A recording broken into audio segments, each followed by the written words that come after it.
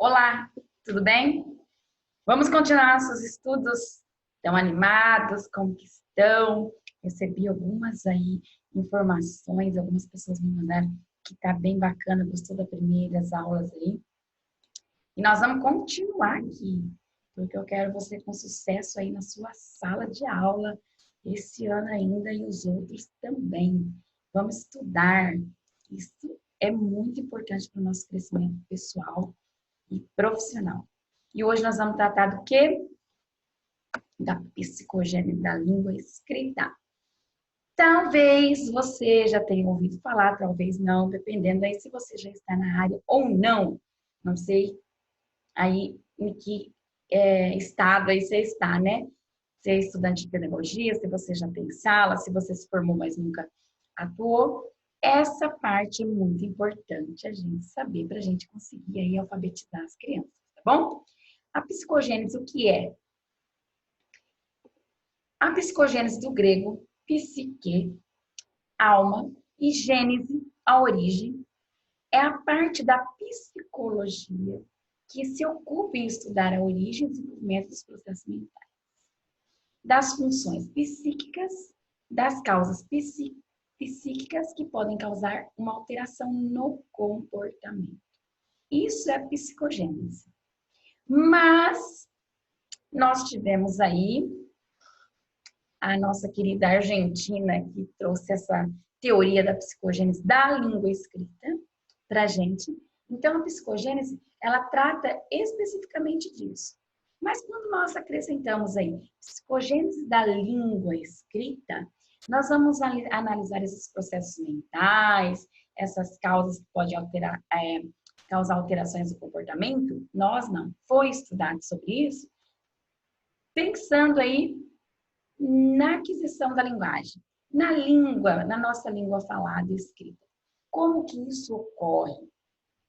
Então, a psicogênese foi essa teoria aí que a gente vai ver agora, tá bom? Nenhum nome teve tanta influência sobre a educação brasileira nos últimos 30 anos do que o da psicolinguística argentina, Emília Ferreira. A divulgação dos seus livros no Brasil, a partir de meados de 1980, onde começa o construtivismo também, que vem junto, né? Causou um grande impacto sobre a concepção que se tinha do processo de alfabetização, influenciando as próprias normas do governo para a área, expressas nos parâmetros curriculares nacionais. Então, vamos aqui fazer uma paradinha. Vamos olhar aqui. Emília é um nome forte para a gente, por conta da teoria que ela aí trouxe para a gente da psicogênese da língua escrita. Nós vamos falar isso mais para frente, mas já vou deixar bem claro aqui. Não é método. Até agora, nós estávamos falando, nós víamos métodos, né? A partir daqui, não se fala mais em método, com tanta ênfase, nós vamos ver mais essa teoria. Porque ela foi buscar justamente isso, a pesquisa dela com crianças em campo, em fase de alfabetização, em produzindo suas escritas, foi sobre esse processo mesmo. Como que acontece o processo de aquisição dessa linguagem escrita, dessa linguagem falada, que é a leitura, nesse processo de alfabetização. Porque estava uma disputa tão grande aí de métodos que ninguém se entendia, cada um defende um método, até hoje é assim, e ainda há quem acha que a psicogênese é um método, mas não é, ela é apenas uma teoria baseada lá também nos estudos e nas pesquisas de Jean Piaget, tá bom? Então, as obras de Emília, essa é a mais importante aí delas para nós, estou até com ela aqui, ó. Tá? Essa aqui, ó. Já teve várias edições, essa que eu tenho aqui, ó, é comemorativa de 20 anos de publicação. Então, a psicogênese da língua escrita é a mais importante. Por quê? Porque ela vai tratar aqui dos níveis de escrita que a gente vai ter que aprender, quem não sabe, para a gente fazer esse trabalho de alfabetização aí, tá bom? Quem já sabe é sempre bom olhar, porque na hora de analisar sempre bate aquela dúvida. é a mais importante. Não apresenta nenhum método pedagógico, mas revela os processos de aprendizagem das crianças, levando a conclusões que puseram em questão os métodos tradicionais de ensino, leitura e escrita. A história da alfabetização pode ser dividida em antes e depois de Emília Ferreira, diz a educadora Thelma Vaz, que foi sua aluna. A Thelma Vaz foi aluna da Emília, e tanto peso teve aí dessa convivência e dessa prática junto com a Emília na elaboração dessa teoria, nessas pesquisas, que a Thelma Vaz é uma das que estavam ali atuando ativamente à frente dos materiais Ler e Escrever, por exemplo, né? Nós tivemos lá Letra e Vida, Profa, quem é do Estado, e temos o material Ler e Escrever. A Thelma Vaz é uma das que estão à frente aí desse material, embasando todo esse trabalho, porque ela foi aluna da Emília Ferreira. Então, aqui tem um marco mesmo, ó. Tanto que a Thelma diz que a história da alfabetização pode ser dividida antes e depois. Porque antes da Emília, nós tínhamos aqueles métodos sintéticos, analítico e os mistos, né? Vou subir um módulo sobre isso, se você não sabe, você veja o módulo de alfabetização e depois você volta aqui, tá bom? Esse curso vai ser bem completinho aí para você entender. Deixa eu dar outra dica aqui, já que eu estou no meio da aula. Vou fazer um parênteses aqui. Eu já fiz cursos online e quando a gente vai fazendo, parece que tudo tão perdido.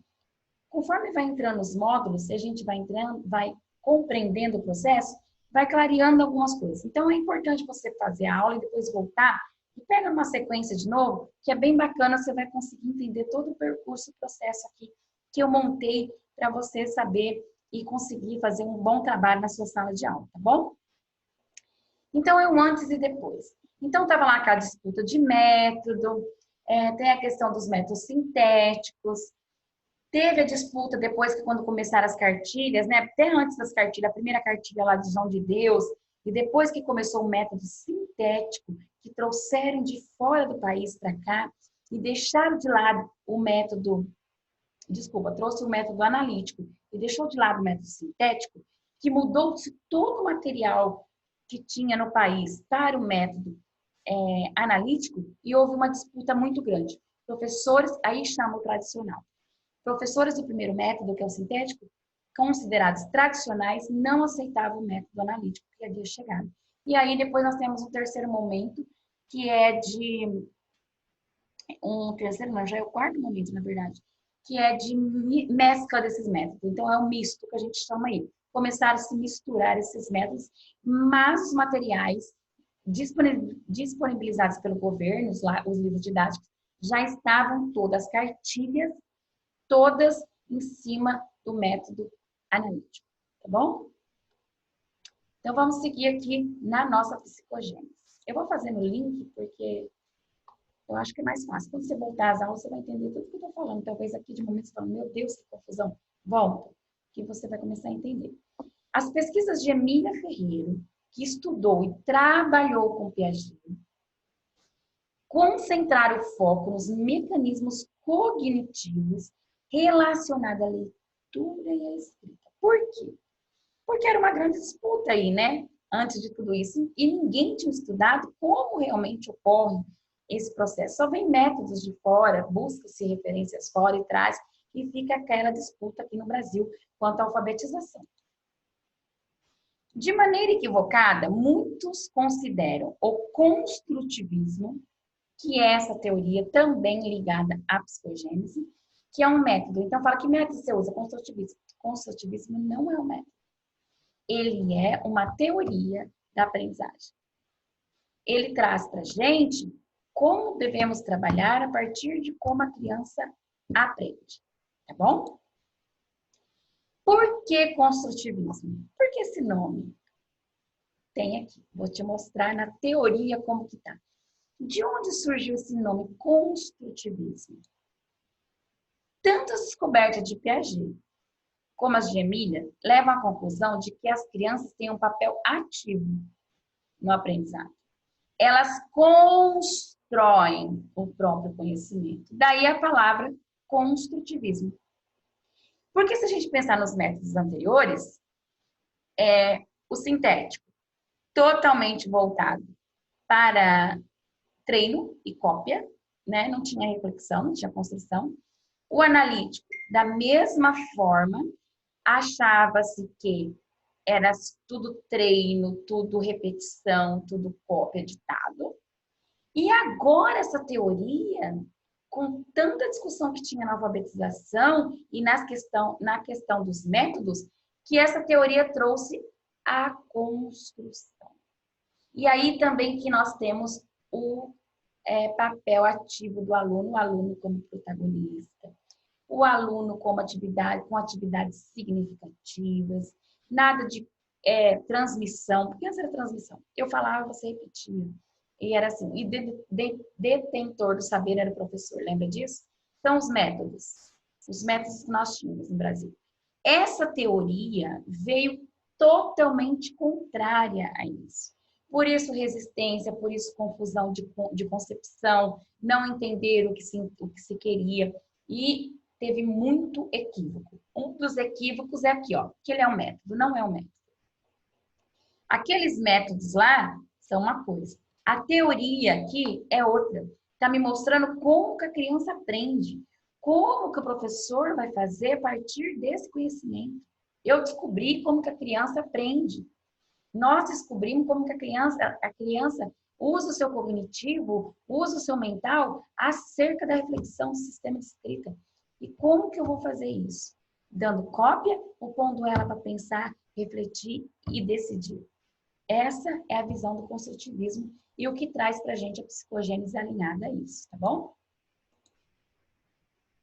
O princípio de que o processo de conhecimento por parte da criança deve ser gradual corresponde aos mecanismos deduzidos por Piaget, segundo os quais cada salto cognitivo depende de uma assimilação e de uma reacomodação dos esquemas internos, que necessariamente levam tempo.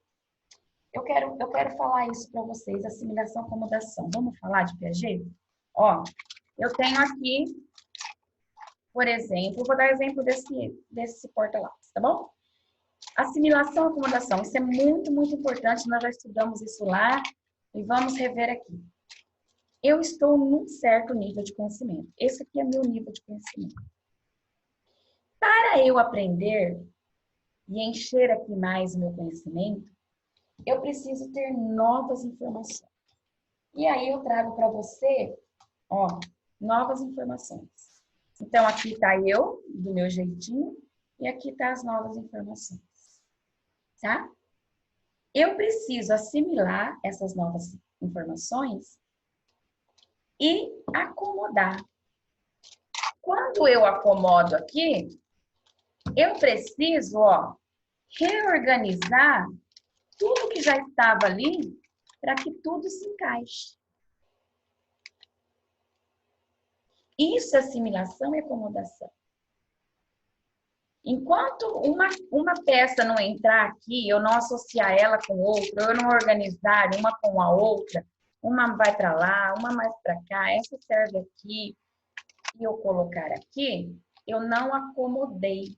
Por exemplo, eu vou deixar só canetas nesse aqui. Tesoura não vai fazer parte desse porta-lápis. Eu vou acomodar aqui só canetas. Eu acomodei. Eu reorganizei todos os meus conhecimentos com o que já tinha e eles estão agora juntos, fazendo sentido. Isso, para Jean Piaget, é assimilação e acomodação. Tá? Por que as crianças não entendem? A gente não entende. Porque a gente ainda só está assimilando. Quando a gente acomoda, aí a gente tem o conhecimento aí. Tá? Aprendido. E ele fala que isso deve ser gradual. Se a gente pensar em BNCC, currículo e tudo, a gente vê isso no quê também? Nas habilidades, né? Nas competências. Eu começo do menor para o maior. Eu não vou dar uma coisa tão difícil. Lembra lá de Delia Lehner também, o real possível? Eu tenho que dar desafios possíveis dentro do meu conhecimento. Se eu tenho X conhecimento, não adianta eu dar um desafio YZ, que a criança não vai conseguir fazer. Tá? segundo os quais cada salto cognitivo depende da assimilação e acomodação que eu disse, que é dos esquemas internos que todo mundo, isso também a gente já tem de novo, que todos temos conhecimentos, ninguém mais é tábula rasa, como dizíamos antes de todos esses estudos. É por utilizar esses esquemas internos e não simplesmente repetir o que ouvem, que as crianças interpretam o recebido. Então, aqui também, o construtivismo e a psicogênese trouxe para nós esse conhecimento de que os métodos de alfabetização que nós tínhamos, que estavam sendo usados, não cabia como a criança aprende, como a criança executa mentalmente, usa o raciocínio lógico, por exemplo, né? Se ela é um ser pensante, ela não tem como aprender reproduzindo. Então, isso também, o construtivismo e a psicogênese trouxe fortemente para a gente. E isso veio de encontro total ao contrário aí do que os métodos traziam, como eu já disse aqui nessa aula hoje para você. Então, a Emília Ferreiro propôs um novo olhar sobre a alfabetização. Então, aquela alfabetização mecânica, que apesar dos dois métodos que nós já tínhamos, não tinha tanta diferença. Por exemplo, vou adiantar aqui, mas vai ter um módulo aí. Sintético, do menor para o maior. Mas não tinha reflexão, não tinha construção. Era cópia, ditado, treino. E não se pensava muito em leitura, só em escrita, tá? E escrita produzida, tá? Era aquelas frases sem sentido, coisas sem sentido, nenhum significado. São textos criados para alfabetizar, fora do mundo real, por exemplo, né? Os métodos analíticos, do todo para a parte, para o menor, tá? E aí a mistura desses dois aí, e depois com o construtivismo, que agora a gente chega com o método global. Suas ideias constituem uma nova teoria, gente, é teoria, não é método, intitulada Psicogênese da Língua Escrita. Adoro mostrar para vocês, vamos lá. Ó. Ana Teberoski e Emília Ferreira, as duas. Suas pesquisas realizadas na Argentina e no México, juntamente com Ana Teberoski, foram motivadas pelos seus altos índices de fracasso escolar apresentados nesse país. Então, não é só aqui no Brasil os índices aí baixos de alfabetização. Mas lá elas começaram, então, a investigar, foram a campo. O livro é todo realizado em pesquisas. Aqueles vídeos que nós temos lá do Ler e Escrever do Profa são o que realmente faziam lá dentro são a prática que colocou da pesquisa dela, né? Mostrando os resultados pra gente, tá bom? Os filhos do analfabetismo, essa é uma citação de Ferreiro, os filhos do analfabetismo são alfabetizáveis. Ou seja, crianças nossas que fomos lá atrás alfabetizados como analfabetos funcionais, lembra? Que a gente não conseguia ler texto, interpretar nada disso. Essa nova geração são alfabetizáveis. A gente tem que mudar isso. É o grito aí da Emília Ferreira. Não constitui uma população com uma patologia específica que deva ser atendida por sistemas especializados de educação. Eles têm o direito a serem respeitados enquanto sujeitos capazes de aprender. Isso é uma citação dela lá de 1986, onde ela foi...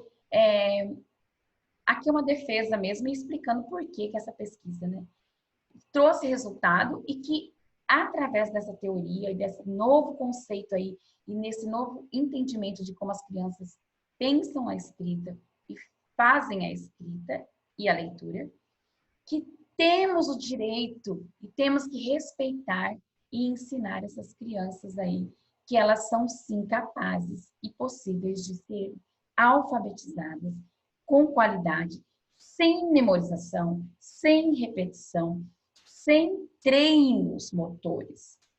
E, sim, protagonista do seu aprendizado.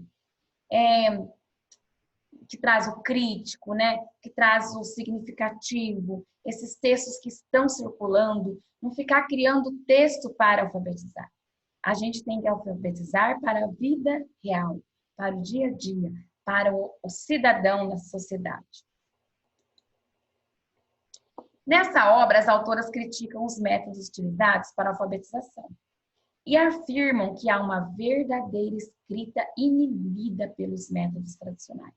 Ou seja, como a gente não dava reflexão, tem ali cada indivíduo o seu próprio pensamento, a sua própria criatividade, a sua própria construção, que os métodos inibiam. Porque só aceitava, lembra do erro? Só aceitava respostas do mesmo jeito. Se você colocasse uma vírgula fora, você já era considerado que você errou a questão. Então, tinha que ser igual, né? Tal qual o professor passava. Tanto que estudo para a prova era pergunta-resposta, pergunta-resposta. Visto que esses utilizam a cópia como ferramenta fundamental.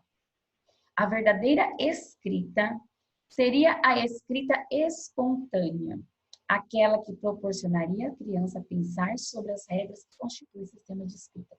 Isso aqui é uma citação da Piccoli, Luciana Piccoli, que tem os livros também com base em Ferreiro, tá?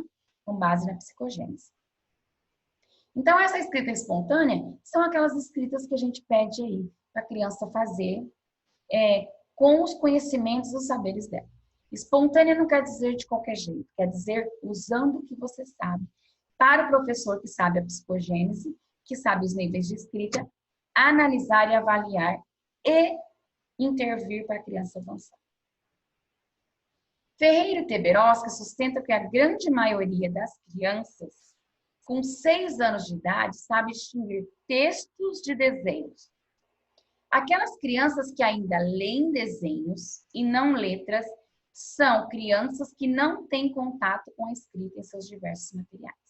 Aqui ela já está começando a citar essa parte na questão aí de como eles estão em cada nível, né? Quando diz aqui, ó, as crianças que leem desenho, é aquela primeira fase ainda, né? Que a criança não sabe, ainda não tem a compreensão do sistema de escrita, é a primeira fase pré-silábica, que ela ainda utiliza muito de recursos gráficos, como desenhos, símbolos, para a sua escrita, né? É preciso que haja certo número de letras, de 2 a 4. Isso aqui é o que a criança também começa a entender que dá para se escrever. Tanto que o monossílabo lá, ó, nós vamos ver mais para frente nas fases, no pré-silábico ele não aceita. Porque ele aceita no mínimo 3, tá? Ela cita. Então, é um desafio imenso pedir para a criança escrever monossílabo, pré-silábico. Imenso. Uma letra sozinha não representa nada escrito. As crianças rejeitam letras repetidas, pois só podem ser lidas palavras com letras diferentes. Mais tarde, pode haver dificuldade para perceber que uma oração pode ser fragmentada em pedaços e que pedaço é uma palavra a ser lida. Então, aqui é uma citação dela, quando ela começa aí, a gente já começa a entrar na psicogênese, olhando para o conhecimento das crianças e o que ela entende por leitura, por escrita e o que ela aceita nas suas escritas, tá bom? Então, agora, nós vamos para uma parte muito importante. Veja aqui na próxima aula comigo.